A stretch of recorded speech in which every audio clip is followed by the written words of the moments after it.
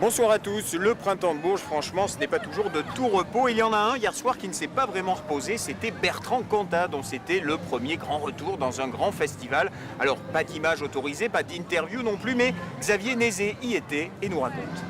Détroit ne voulait pas qu'il y ait d'images ni d'interviews de son passage à Bourges, mais on peut vous raconter ce qui s'est passé pendant ce concert qui a duré un peu plus d'une heure et qui a marqué le retour de Bertrand Cantat au printemps. Un Bertrand Cantat visiblement très heureux d'être là, très souriant et au meilleur de sa forme vocale.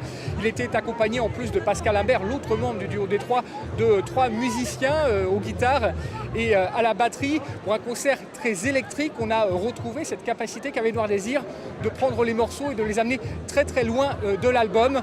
Un concert vraiment très dynamique. On a retrouvé peut-être par rapport à l'époque de Noir Désir une différence, c'est que Bertrand Cantat jouait beaucoup plus de guitare qu'auparavant. Il en a joué notamment sur les anciens titres de Noir Désir qui ont provoqué un véritable triomphe dans la salle, en particulier Tostaki qui a mis le W en ébullition. Il a reçu vraiment un accueil triomphal. C'est un concert qui prouve que Bertrand Cantat est toujours légitime sur le plan artistique et que sa place est vraiment là dans le milieu de la musique.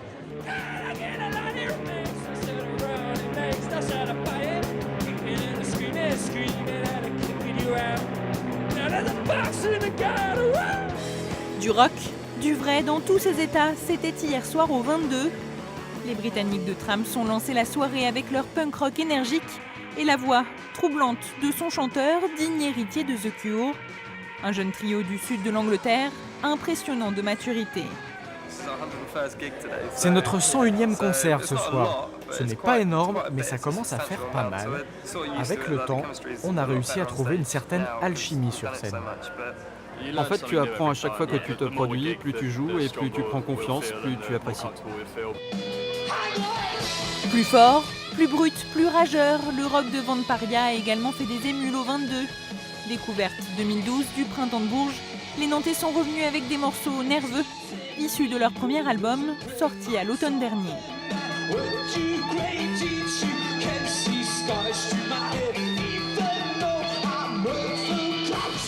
Des titres qui n'auraient peut-être jamais vu le jour sans leur passage à Bourges.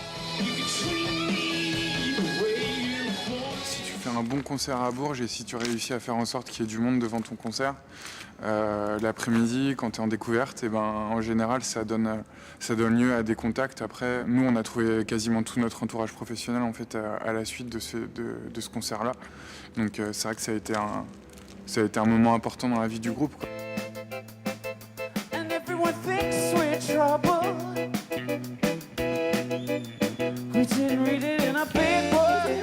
Pour Métronomie, c'était une première à Bourges, dans l'immensité du W. Une première acidulée, entre rock, pop et électro. Des notes enjouées bien accompagnées par l'univers lumineux et décalé de ces Anglais.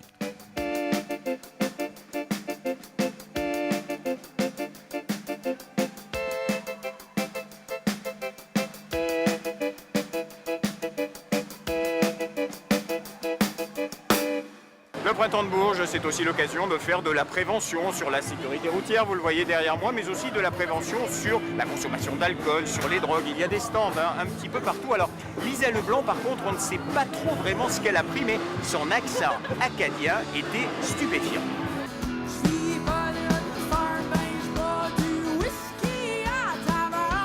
Quand elle grattait encore dans les bars de son village du Nouveau-Brunswick, au Canada, elle considérait le printemps de Bourges comme un festival de référence et elle était là hier soir.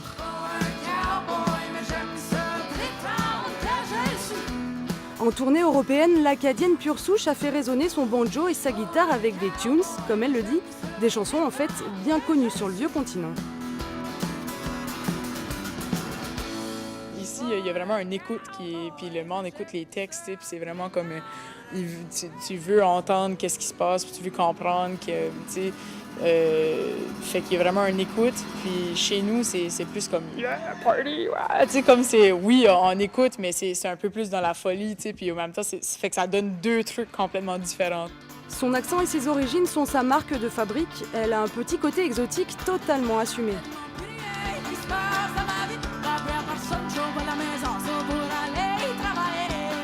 Moi, j'ai un accent complètement différent que le Québec.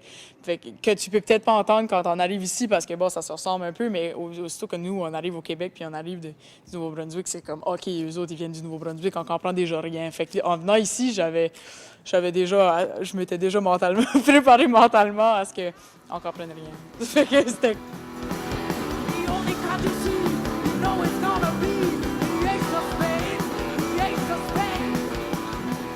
Évidemment bilingue, Lisa Leblanc prépare un EP intégralement en anglais. Le public a eu droit à un avant-goût hier soir.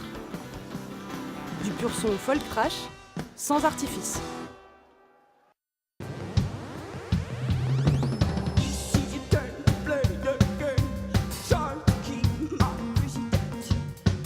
Autrefois, on formait un groupe pour faire de la musique, mais ça, c'était avant. Aujourd'hui, les artistes développent des projets pour créer des univers. Et parmi les univers en gestation découverts cette semaine, Pétrole, sorte de duo venu de Lyon, sorte de duo seulement parce qu'il y a un troisième larron qui n'est pas sur scène avec eux, mais qui écrit les paroles.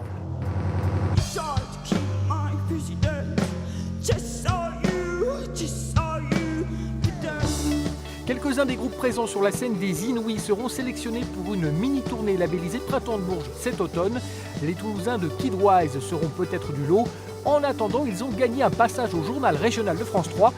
Peut-être pas ce dont ils rêvaient, mais ça fera plaisir à leur mamie.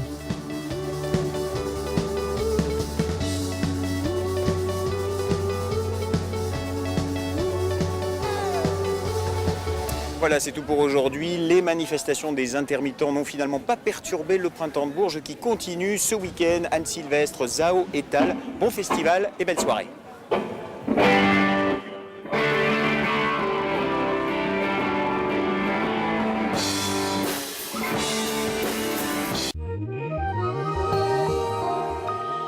Une nouvelle perturbation s'invite pour ce début de week-end. On se retrouve donc dans une ambiance fraîche et humide, mais le soleil finit par se trouver un peu de place, même s'il peine à vraiment réchauffer l'atmosphère.